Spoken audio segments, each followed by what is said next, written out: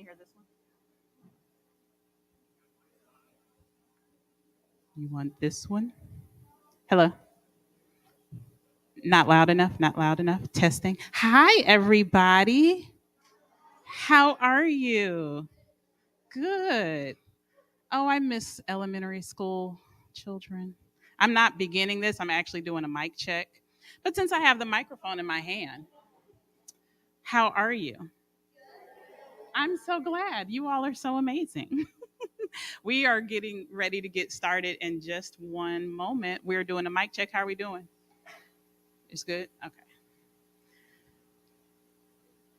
We're going to give some of our other friends a few more minutes to file in. So thank you so much for your patience. Are you guys excited? Yeah, I like that one. Yeah. You're bringing out my inner kindergarten and first grade teacher. But I'm going to save that. I'm going to pause it because we have other good things. So give us just one moment as our friends continue to roll in, and then we'll get us started.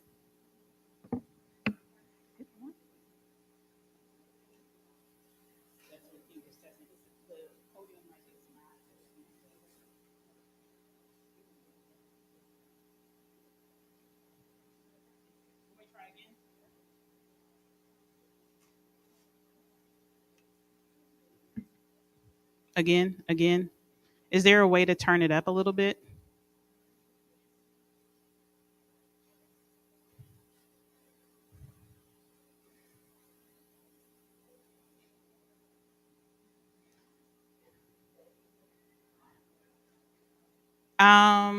Let's see. I believe I saw him out front. Hold on a second. On his way. So while we wait on this sound to come up, what's one thing that we all know in common? A song. Alphabet? Is that too elementary? Who knows how to sing their alphabet backwards? Do you really? Okay, come here, friend. Yeah, really. Come with me. I know how to sing my alphabet backwards, so I'm going to see how you do. What's your name? This is Colin. What school are you from? I'm from the Alabama Waldorf School. From the Alabama Waldorf School, and you have a whole cheering section. All right. So we're going to sing it going forward, and then we're going to see what Colin can do going backwards. You ready? A, B, C, D. Uh-huh.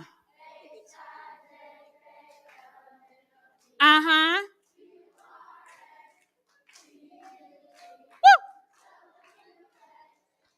Where are these beats going? Oh, my. Okay. Colin, they were going to finish that song. Give it up. All right, let's see what Colin has. ZYX WVUTSRQP ONMLKJIHGFEDCBA. Now I know my ZYXs. Bet that's not what you expected.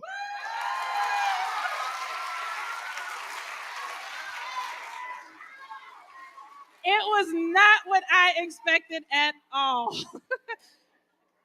See, I had a whole different beat going on. When I used to teach my students how to do the alphabet backwards, ZYXWV.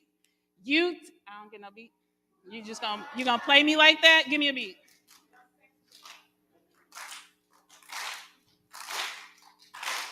ZYXWV. UTSRQP ONLKJIHDFECB. Oh, let's see. ZYXWV UTSRQP ONLKJIH. What comes next? G A B C. We done messed that whole thing up. All right, we ready? I think we sound good though, right? Yay! All right, so we have some special guests, but the most important guest is the person who welcomed us here in his home. So I'm not even going to speak much longer, but I'm going to bring up the Reverend Price of this historic 16th Street Baptist Church to get us going. Reverend Price. Good morning, good morning, good morning. One more time. Good morning, good morning, good morning. My name is Reverend Arthur Price. I'm the pastor here at the 16th Street Baptist Church. We welcome you here today. We are excited. We're elated. We are ecstatic that you are here. And we pray that you all learn about our church, learn about the movement, and begin to take that back to your own communities. We are the oldest Black Baptist church in Birmingham. Many of you may know or may not know that 60 years ago, a bomb went off at this church and 4 little girls lost their lives.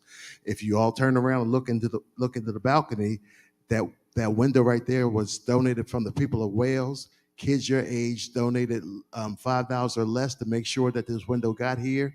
And we affectionately call that window our Wales window because it comes from Wales, England. I know you're going to have a great time with the author, so I hope you feel welcome.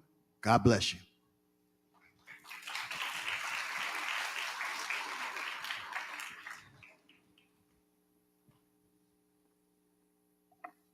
Good morning.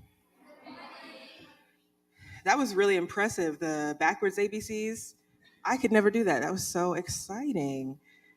And Dr. Briggs, that's who was singing with y'all. She's really amazing too, huh? Yeah, clap for Dr. Briggs.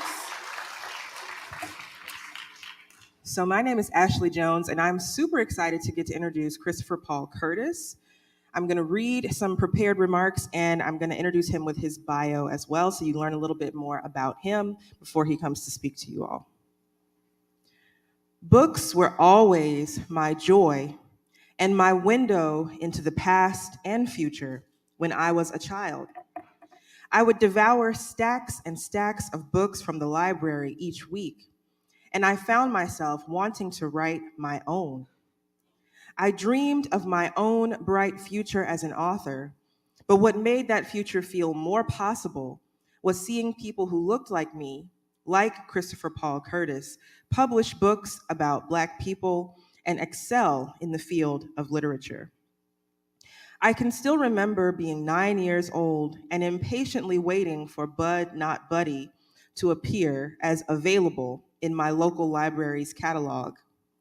I read that book, if my memory serves, in about 2 days, maybe less. I was really excited about that book, reading feverishly the story of Bud Caldwell. I had loved The Watsons Go to Birmingham when we read it at school, and I couldn't wait to read more from this author I had come to love. Books can truly change your whole world and open your mind and heart. It is my great honor, this many years later, as the first Black Poet Laureate of Alabama, to stand before all of you today and welcome this impactful and award-winning author whose books meant so much to my own childhood as he embarks on this day of programming in Birmingham. I'm going to tell you a little bit about him before I bring him up. Christopher Paul Curtis was born in Flint, Michigan, where he spent his first 13 years after high school on the assembly line of Flint's historic Fisher Body Plant Number 1. His job entailed hanging car doors, and it left him with an aversion to getting into and out of large automobiles, particularly big Buicks. With grandfathers like Earl Lefty Lewis, a Negro Baseball League pitcher, and 1930s band leader Herman E. Curtis Sr. of Herman Curtis and the Dusky Devastators of the Depression, it is easy to see why Christopher Paul Curtis was destined to become an entertainer. The Watsons Go to Birmingham, 1963, tells the story of 10-year-old Kenny and his family, the Weird Watsons of Flint, Michigan, and their unforgettable journey that leads them into one of the darkest moments in American history. It is by turns a hilarious, touching, and tragic story about civil rights and the impact of violence on one family. Curtis's novel Bud Not Buddy focuses on 10-year-old Bud Caldwell, who hits the road in search of his father and his home. Times may be hard in 1936 Flint, Michigan, but orphan Bud's got a few things going for him. He believes his mother left a clue of who his father was, and nothing can stop Bud from trying to find him. Bud Not Buddy is the first book to ever receive both the Newbery Medal and the Coretta Scott King Author Award. Please welcome Christopher Paul Curtis.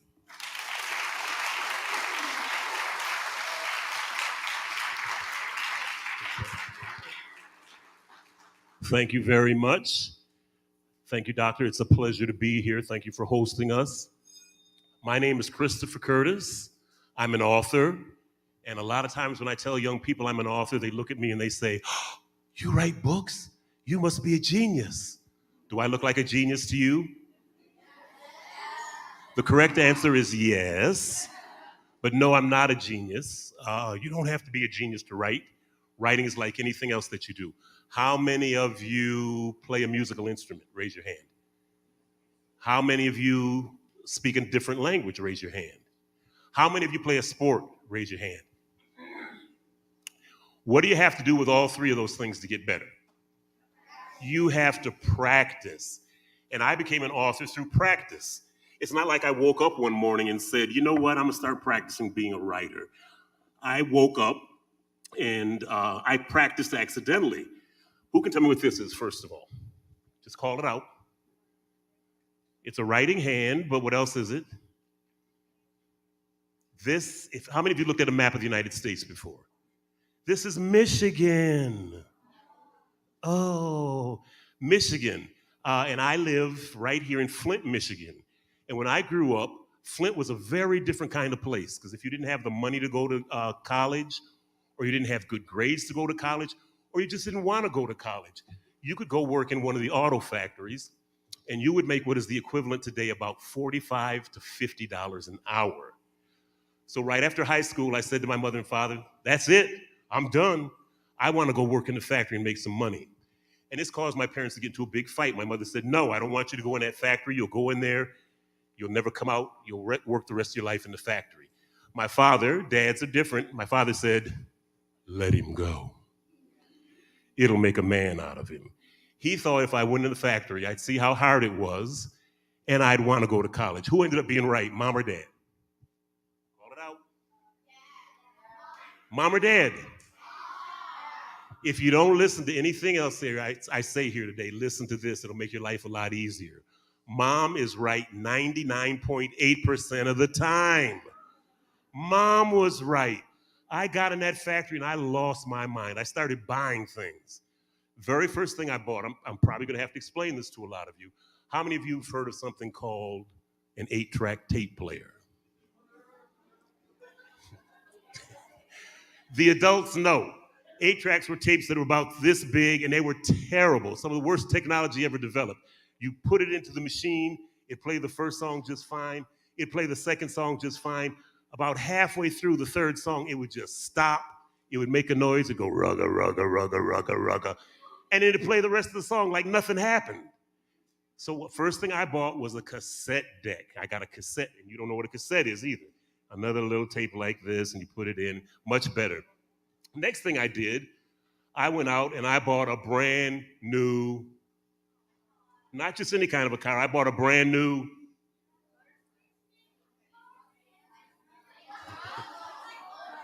no, not a Ford, I wanted a good car. I bought a brand new 1973 Camaro. Yeah, and my kids are here, and they don't like to hear this, but I'm gonna say it anyway. I was hot in that Camaro. It was bright yellow. It had a black vinyl top. It had a gray and black houndstooth interior. I had an afro out to here. You put those 4 things together, you got good looking. So now I've got a Camaro. I've got a sound system. I'm still living at home with mom and dad. They thought they could tell me what to do. They didn't understand the rules have changed. I got a job. I'd wake up in the morning, my father would say, get back in there and take the garbage out before you go to school. My mother would say, make your bed before you go to work. So I went out and I got my own apartment, and that was expensive. So now I've got a Camaro, I've got an apartment, I've got a sound system. And for the first time in my life, girls would go out with me. Don't laugh, guys. You'll be knowing how that feels soon. And I was spending lots of money. And my mother was right. I got in that factory and I stayed in there for 13 years. And I hated working in the factory. But I really do think it was what turned me into a writer. My job was to put doors on the cars. And the way that worked is there'd be an assembly line right here. And the assembly line is nothing but a chain in the floor that's got a hook on it like this. And then they put a little card on top of it. And we build the car on top of that. When it got to me, it didn't look like a car. It was just a metal shell. It was silver, no paint, no doors, no motor, no wheels, no chrome, no glass, no nothing. So I would have to take this big fixture that hung from the ceiling, clamp it on the car, and every minute another car would come by. Every minute, there were two of us doing the job. I'd do one, my partner would do the next one. Clamp that on, I'd go back here, pick up a door. The doors weighed anywhere from 50 to 80 pounds, so they're really heavy. Take the door, slide it into the fixture, turn around, and remember the line's moving, so I'd have to start walking backwards. This hand I'd have 6 bolts. This hand I'd have a motor. I'd put 3 bolts in the top hinge, 3 bolts in the bottom hinge, tighten it to the pillar, tighten it to the pillar, tighten it to the door, tighten it to the door. Take the fixture off, slide it back. My partner did the next one. I wasn't done with this one. I'd take another fixture, clamp it on the door. It told me if the door was fit properly. Never was. Have to run over here, pick up a hammer and chisel, put it on the hinge, bam, bam, bam, bam, fit the door till everything was lined up perfectly. Take the fixture off, take 2 more motors down, tighten the top bolts, tighten the bottom bolts, and then run all the way back and start over and do it again. And my partner and I would do this 300 times a day. So we decided between the two of us, we were young, we weren't real bright. Instead of doing every other job like that, he said to me, why don't you do 30 in a row, and then I'll do 30 in a row. And it sounds crazy because you're working twice as hard, twice as fast. But the good thing was you got a half hour out of every hour to sit down and do whatever you wanted to do. What do you suppose I did with my half hours off? And don't say eat donuts and sleep. What do you think I did? I'm in the factory. How can I buy stuff? No, I did write eventually, but I started reading. I'd read. I'd bring in books. I was a very good reader. I just didn't like reading. I hadn't learned to love books yet. And I pick up a book and I start to read it. And I don't know if this has ever happened to you, but as I'm turning the pages, it felt like each page got heavier and heavier and heavier until finally I said, I don't even want to read this book. I can write something better. So I started to write. And what I was doing was practicing. And I'd write about things that were happening to me. I'd write about things on the line. I wasn't writing fiction. I was just telling about my day. But what I was doing was practicing. And I was learning how to write. Did that for 13 years, as I said. And finally I said, you know what? I can't take this anymore. And I quit. And in Flint at the time, if you quit the factory, it was like you fell off the edge of the earth because nobody quit that job. But I quit and I did a lot of little menial jobs. I was a garbage man. I worked for Mishcon, which is the electric company. I worked for Manpower. I worked for ADP. I was unloading trucks for ADP. And then one day I said, you know what? I'm going to try to I had a chance to take a year off work. And then I'd go to the library every day. And I said, I'm going to write a book. And so I would go to the library, rain or shine. And I said, I'm my own boss now. I have to give myself the same respect that I gave the bosses at the factory and at ADP. And I went every day and I wrote every day. I'd write for 4 or 5 hours. Did that for a year, ended up with a manuscript that was 250 pages long. Next step is to try to get it published. But nobody wants to read a book. Publishers don't want to buy a book from somebody they don't know. They don't want to read a book that's not by an athlete or a famous author or somebody who's written a book before. So I had to enter contests, and I entered 2 different contests. One was a company in Boston, Massachusetts called Little Brown, a publishing house. Sent it off to them. Then the other one was a company in New York City called Random House. Sent it off to them. Came home from work one day. There was a letter on the table. I was a nervous wreck. It was from Little Brown, the publishing house. Tore the envelope open, pulled the letter out, started reading. It said, Dear Christopher Curtis, thank you very much for entering our contest with the Watsons Go to Birmingham. And then it said, you have, let me try this side. You have, it said, you lost. And that hurt my feelings, but that was all right. I had that other letter. Came home from work another day. There was a message on the answering machine. Another thing I have to explain to you. They used to have these things called telephones. And you'd put your finger in the dial and turn it like that and turn it like that. And you'd be able to talk to people. Didn't have answering machines usually, but then we had an answering machine, a very fancy thing. And it was a woman with a really fancy, nice, sweet voice. And she said, "Hi, my name is Wendy Lamb. I'm an editor at Random House in New York City. We got your manuscript, The Watsons Go to Birmingham. Thank you for entering our contest." And then she said, "You have..."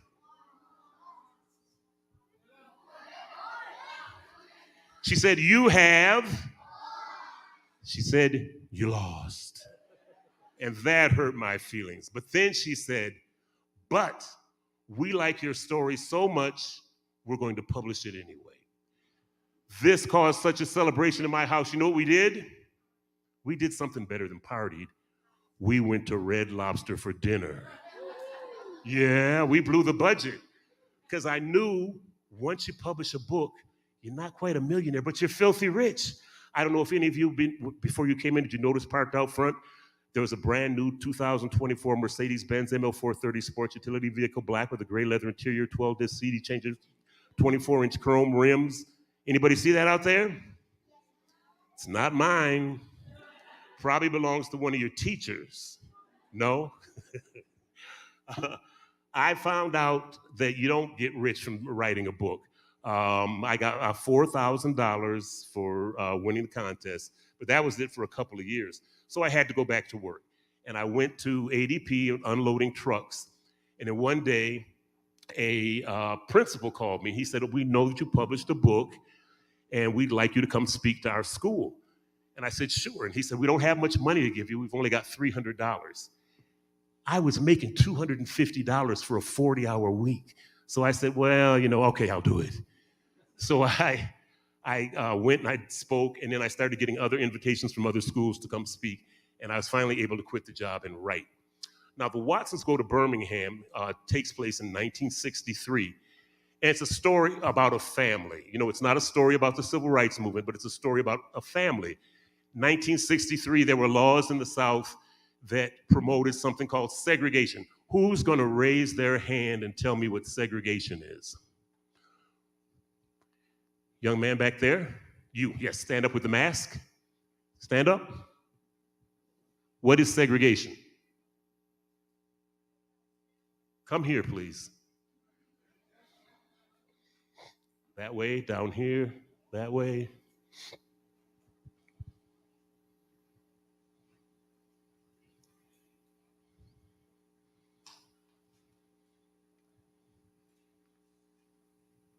What is your name? Adrian. Adrian, walk with me. Adrian, how did you know that segregation were laws that separated the races in the South? How did you know that, Adrian? Because you should study about it. Okay, hold on. Excuse us for a minute. Adrian, I'm here to promote reading. So if I ask you a question, you just have to say it because I read a lot, okay? Okay. How did you know what segregation is? You read a lot. Very good. And some of the time, when you read, you lose your place in your book? Yeah. Okay. When I go to a school and there's a young man who's brave enough to get up in front of all of you, it's not easy to do, and he's smart enough to know what segregation is, and he loses his place in the book, I always bring a bookmark for that young man. What is that? 20. No, it's a bookmark. Take the bookmark. Go have a seat. Give him a hand.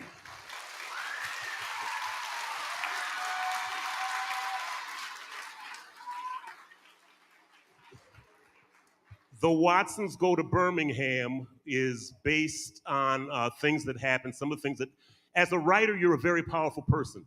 I can take my imagination, I can take things that happen to you, I can take things that happen to me and make it a part of the story. One of the things that happened in The Watsons Go to Birmingham that happened to me is from a chapter called Nazi Parachutes Attack America and Get Shot Down Over the Flint River by Captain Byron Watson and His Flamethrower of Death. In this chapter, Byron is a 13-year-old semi-juvenile delinquent who lights toilet paper parachutes over the toilet and then flushes them away. That was based on me. I didn't make parachutes. I just lit matches and threw them in the toilet. I like the sound they made when they hit the water. So I'm lighting matches and throwing them in the toilet. Whoosh, whoosh. And all of a sudden the bathroom door comes open and my mother comes in and says, "What are you doing?" And I said, "Nothing, Mama." And she walked over to me and put her finger on my nose and said, "You light one more match in this house and I'll burn you." And I thought, yeah, you're going to burn me. So I acted, contrite. And I said, "Oh, I won't do it again, Mama." I smartened up. Next time I did it, I locked the bathroom door. And I got down on my knees and I'm lighting and flushing and lighting and flushing. All of a sudden I hear, bam! And she kicked the door in. She came, she reached down like this. She grabbed me around the collar. She lifted me in the air with one hand. And I can remember dangling there and thinking, I never would have done it if I knew she was this strong. She took me downstairs, she threw me on the couch and said, "Don't you move." And I said, "Yes, Mama." And she went to the kitchen. Now, some people say, well, when she went to the kitchen, why didn't you run? The death penalty was still in effect in Michigan back in 1963. I didn't want to die. So she came back. I knew she was serious because she was carrying a book of matches, a Band-Aid, and a jar of Vaseline. And she said, "Stick your finger out." And I stuck my finger out and my hands were shaking like that. I said, "No, Mama, I won't do it again, please, please." And my hands were shaking and I could hear the match go, "Oh, shh." And I could smell that sulfury match smell and my fingers started getting warm. And she said, "If you ever," that's my favorite part of the whole talk right there, "ever light another match in this house." Now, how many of you have read The Watsons Go to Birmingham? How many of you have not read The Watsons Go to Birmingham? I'm not going to tell you what happened. The book is available online and at all good bookstores. But that's one of the things as a writer you do. My next book was called Bud Not Buddy. Let me hear you say that. I can't hear you. Bud Not Buddy takes place at a time in American history called the Great Depression. Now, who can raise their hand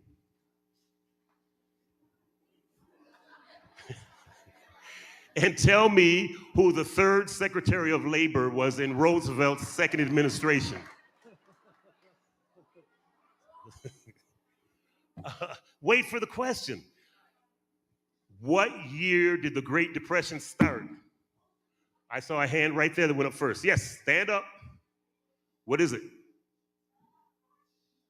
Okay, sit down. Who? Sir. Come here.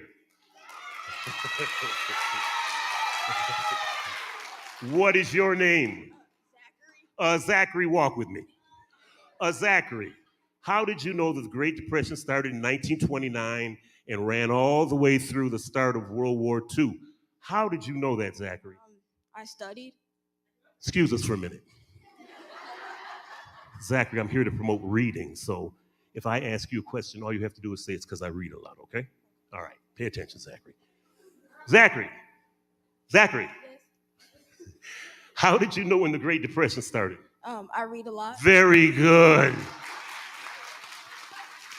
And Zachary, some of the time when you read, do you lose your place in the book? Yes. You know, when I go to a school and there's a young man who's brave enough to get up in front of everybody and smart enough to know when the Great Depression was and he loses his place in the book, I always tell him, take a piece out of a newspaper, stick it in the book, you'll be fine. Have a seat, Zachary. Zachary, come back. I wouldn't do that to you. There's a bookmark for Zachary. There you go, Zachary. Have a seat. Bud Not Buddy and the Watsons Go to Birmingham have sold almost 10 million copies together. I think the reason they're so popular is because they're family stories. You know, it's not a history book lesson about the civil rights movement or about the Great Depression. It's stories about family. I've had all kinds of people come up to me and say, it's like you were in the closet listening to my family. That makes me feel so good.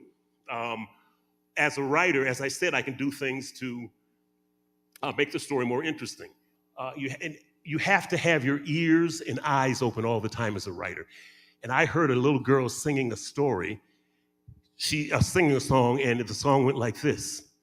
Mommy says no, mommy says no. I listen, you don't, wah ha ha ha. And then she repeated it again and again. And, I said, that's a nice song, but you have to add another verse to it. And she said, okay. Mommy says no. Mommy says no. I listen, you don't. Wah ha ha ha. The building falls down. The building falls down. You get crushed. I don't. Wah ha ha ha. And if you look on page 124 of Bud Not Buddy, you'll see that song. You like that song? Would you like to sing it with me? Too bad, you're going to anyway, all right? I need 3 volunteers. Your hand was up first. You. And with the sunglasses on your head right there and the scarf, yes, you. You look like my daughter. What is your name, Sadie? Sadie. Okay. And what is your name? Jada, nice to meet you, Jada. Come on, let's go over here. We'll go on this side. We'll meet her halfway. And what is your name, Kellis? Khalees. Okay. You gonna shake my hand? Okay. You ready to do this? I need you to lead them first. Tell them to clear their throat. Clear your throats. Tell them to sit up straight. Sit up straight, y'all. Tell them to start singing. Start singing. All right, ready? Mommy says, hold on, they're not singing. I think they're ready now. Mommy says no. Mommy says no. I listen, you don't. Wah ha ha ha. The building falls down. The building falls down. You get crushed, I don't. Ha ha. Very good. Give them a hand.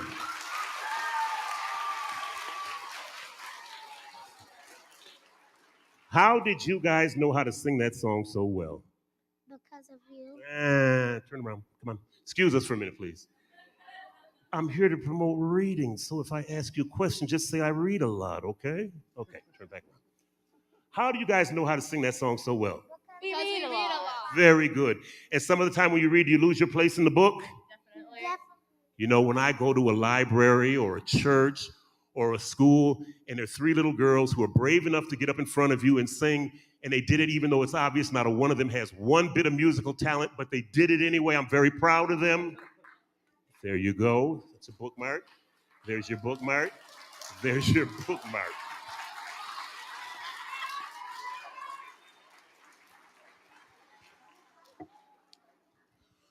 Before we go on to the students who got bookmarks, I don't know how to say this. I wouldn't take them to a bank. I'd try a 7-Eleven.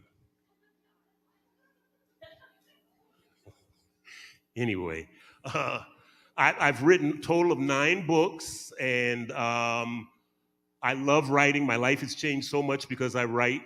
I've get the opportunity to travel, and my children are old enough to travel with me now. I'd like to introduce them if they don't mind. My son is Liban. He's 9. Stand up, Liban.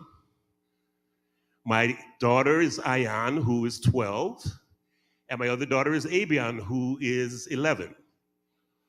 Those are Somali names. Their mom's Somali. And in Somalia, names are very, very important. It's an important thing. So when I found out my wife was pregnant with Ayan, the first child, I consulted with Somali elders to get their names. And the name that they told me was Ayan means daughter of the handsomest, kindest, most intelligent, most charming man in the clan. And Abian means second daughter of the handsomest, kindest, most charming man in the clan. And Liban's name is a prayer, and the prayer is, oh, please let this be the last child of the handsomest, kindest, most charming man in the clan. But a lot of great things happened to me because I followed a dream that I had. And this coming and speaking to you is one of the highlights. I've traveled to hundreds of schools. I've been to lots of different countries. But coming to the 16th Street Baptist Church and being able to talk to people from Birmingham is very special to me because you don't know it, and I know you don't know it because it's human nature. And you live right in the middle of Birmingham, so you don't realize a lot of times we're in the middle of something, we don't understand how important it was. There were people, your ancestors, your parents, your grandparents, your great-grandparents, who were some of the bravest people in American history ever. They sacrificed their lives, and some people from the North, black and white, came down to help, but they were willing to do so many different things. For what? So you could go to school. You have to take advantage of this. You have to honor your grandparents, your parents, and the people that came before you who sacrificed so much for you. You're in school now. Take advantage of it. There are going to be a lot of things to try to distract you. Stick to what you know and take care of business. We have time to answer a few questions, I think, if you have any questions. Yes. Okay. Okay. Yes.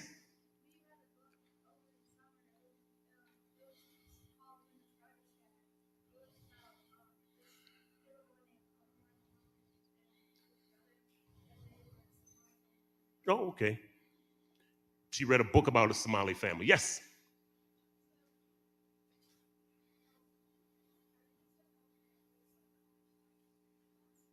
Do the hymnals have notes in them? It's church hymnals, yeah. They're songs. Okay, here. How many books have I written? I have written 9 books. I'm working on my 10th book right now. It's called The Sanctuary Sessions. I'm going to go to the back. Yes. Oh, doggone it. I got to give you another book. Right next to you. What? They died in this church. A bomb was put in by some very evil people, and it killed 4 little girls right here in this church.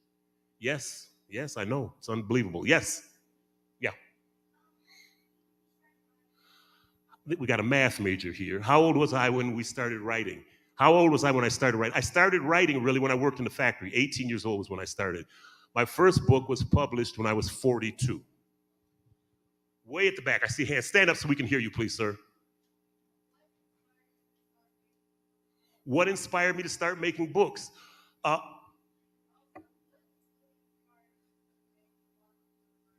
What book inspired me to write the Watsons Go to Birmingham? Nothing, really. There were no books that inspired me. Books by great authors inspire me. I love reading. I love the way I feel after I read. I wanted to tell a story. When I was younger, there were no books like The Watsons Go to Birmingham. So I wanted to write something that people my age at the time, when I was 10 and 11-year-old, could read. Yes. When was I born? At 12:47, I believe. Sir.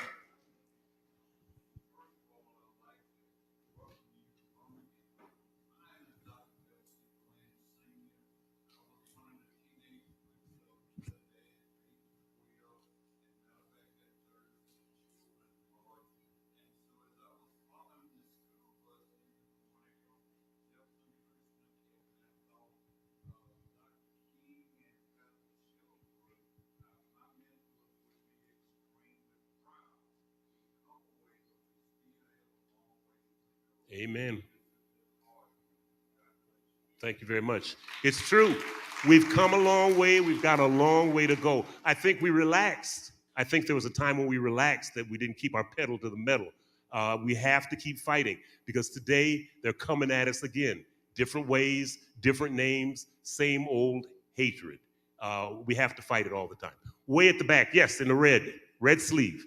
The only person with a hand up in the air with a red sleeve. He's confused. I can't tell this. Stand up, please. Yes. I can't hear you. Are the characters inspired by people I know? Kind of. It's semi-autobiographical, family members, but not actually. Yes. What advice do I have for people who want to be writers? I got 5 rules you have to follow. Rule number 1, write every day. Writing's like anything else that you do. The more you do it, the better you get at it.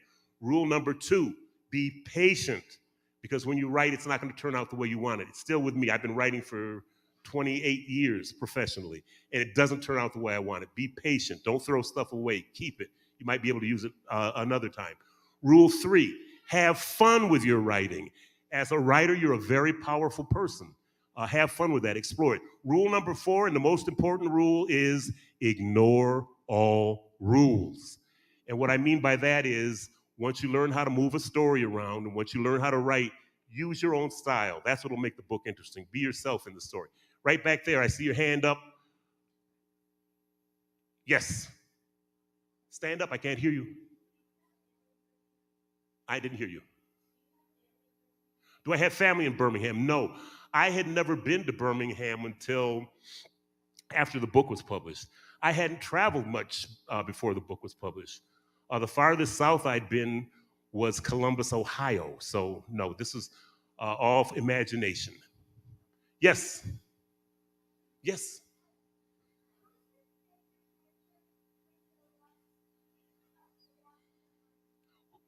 Who was my favorite character in the Watsons Go to Birmingham?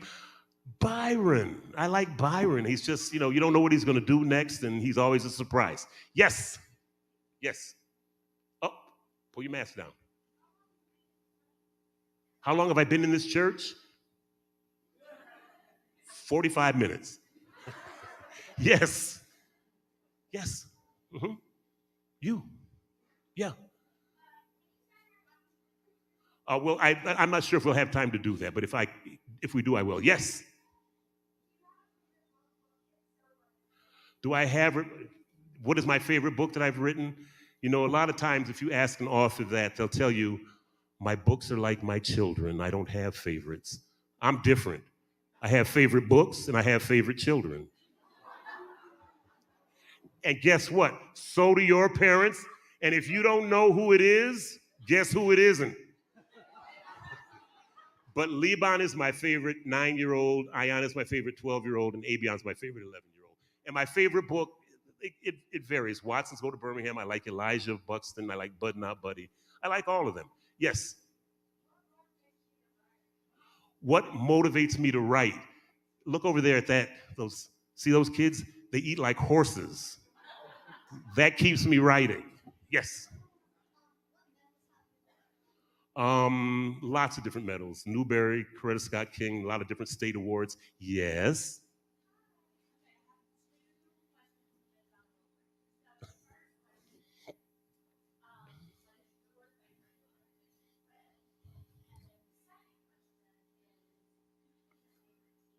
Oh, good questions.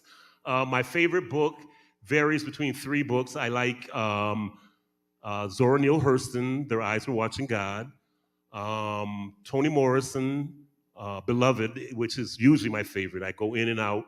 And I also like Mark Twain because his humor, I have so much respect for him because he's got problems, but his humor is probably the hardest thing to write.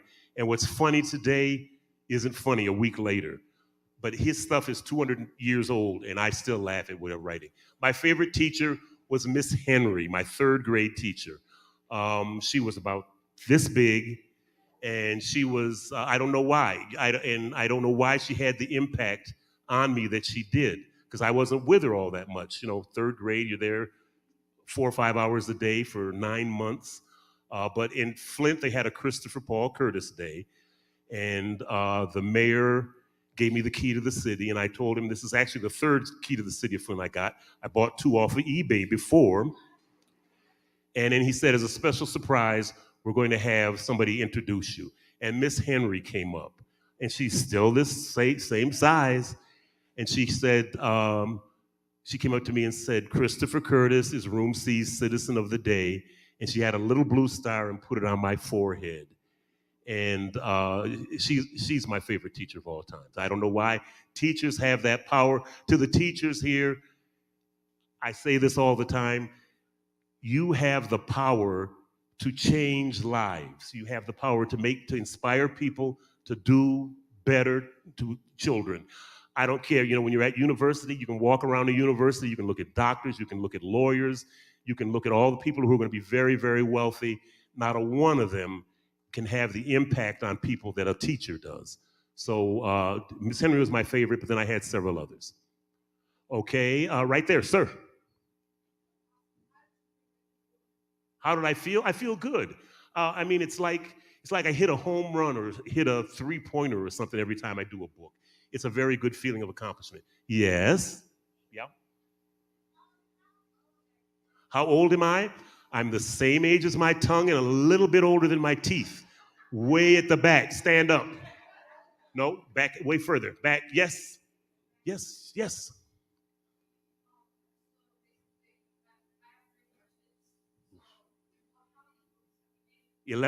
Not 10. I'm working on my 10th one right now.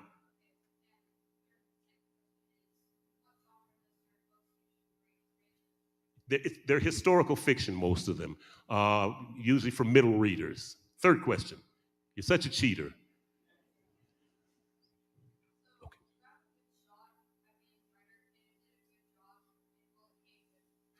It's an excellent job. It's an excellent job. You're doing something you love, and there's an old saying that if you do something you love for a living, you never have to go to work because every day is a day of pleasure. Writers do not make a lot of money generally. Some of the time you get lucky and have a hit, and then you do well. I do very, very well. I make more money than I could ever imagine. I'm very happy with it. And I've just been given the hook, so we have to say goodbye. And I want to tell you, finally, once again, be proud of who you are, be proud of your parents, and carry that legacy forward. Thank you very much.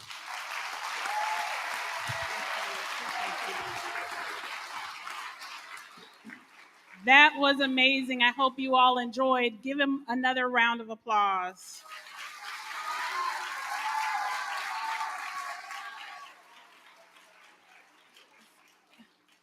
So I want to welcome my partner in crime here. This is Ranger Cat. Everybody say, hey, Ranger Cat.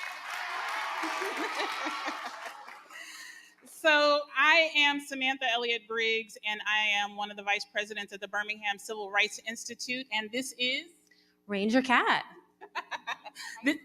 This is Catherine Gardner, and she is one of our favorite field trip park rangers representing the historic Civil Rights District here. So she's not alone. She has a ton of friends who are outside, other rangers who are going to guide us in this day. I have a ton of friends outside from the Birmingham Civil Rights Institute who are going to guide us in the day, along with a lot of other partners who you'll get to meet as you go out and explore. I want to first thank Reverend Price once again for welcoming us here at 16th Street Baptist Church. As you can imagine, with the 60th anniversary of the bombing, it is a very, very busy week. It's a very important week, and it's a very sacred week. So we are glad that you all are sharing in it and having some fun with us, learning about history. I also want to thank your superintendent, Bill, our Ranger Bill, and our president and CEO, President Thompson of the Birmingham Civil Rights Institute. So when you all came in, you should have been, if you pre-registered, you were given a color-coded group. Let me see the blue group. Raise your hand. Blue, blue, blue, blue, blue, blue. And I see that blue flag, raise it high, raise it high. Find your leader. Awesome. Where is the red group? Raise your hand. Yay. And the red group leader with that red flag, red flag, red flag, red flag leader. We need to find their leader. Okay, I have a born leader in the crowd, but I'm going to find an adult one with a red flag. All right, yellow group, where you at? Raise your hand. Yellow, yellow, yellow, and I see that flag right there. Thank you. And green, raise your hand. Woohoo! And the green leader is way in the back. Awesome. All right, so your flags mean something. We have our events separated out into 4 zones. Right now, we are in Zone 1, the historic 16th Street Baptist Church. So this is the only timed event, which is right here. And we're going to have to make a few adjustments since we're running just a couple of minutes behind. But we are going to start with the blue group, and I'll tell them what to do in just a second. They're going to move down to the fellowship hall, and then they're going to go out the back entrance to do an activity near the bombing site. And so every group, the reason why your group leader with that flag is so important is because they're going to stick with you, and when you see them wave their flag, they are letting you know that it's time to move to the church. And so when your group leader guides you, you're going to meet at the bottom of the steps to come into the fellowship hall. Yellow group, where are you? You're important. All right, the yellow group is going to start us on the opposite side of the event. So zone 2 is the A.G. Gaston Motel. That is where the National Park Service has some fun events for you and some vintage cars over there as well. So we have 2 vintage car shows. One is in the front of the building, and one is in the A.G. Gaston Motel parking lot. So the yellow group is going to start in that direction. And then green and red, you're going to hang out in the center zone and do some of the activities there. I heard the question about whether or not you're going to get to interact more with Christopher Paul Curtis. The answer is yes. So he is going to have his own booth set up where he can autograph books very quickly and maybe answer a couple more questions. So we have that. And guess who's here? Guess. Can you hear me whispering? The Watsons are here.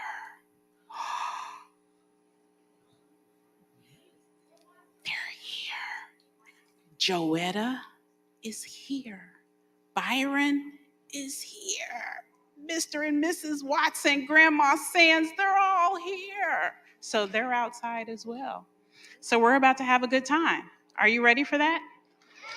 Blue group, you guys stay seated and you're going to exit through this door once everybody else departs. I'm going to ask the yellow group to head out first with your volunteer. And I look forward to hanging out with you outside. Yellow group, you're going to exit this back door. Yellow group only. Yellow group only. You're going all the way to the A.G. Gaston Motel, yellow